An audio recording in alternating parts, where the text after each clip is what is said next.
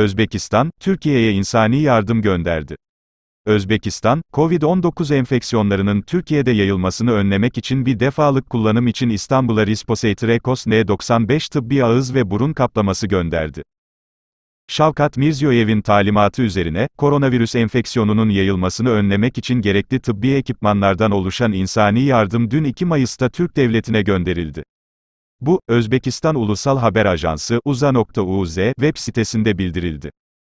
Özbek yolcu uçağı tarafından Özbekistan'da tek seferlik kullanım için tasarlanan Respiratory N95 tıbbi ağız ve burun kaplaması, Özbek hükümetinin emriyle insani yardım olarak İstanbul'a getirildi. Özbekistan, bu yılın 1 Mayıs'ında Hindistan devletine insani yardım sağlamıştı.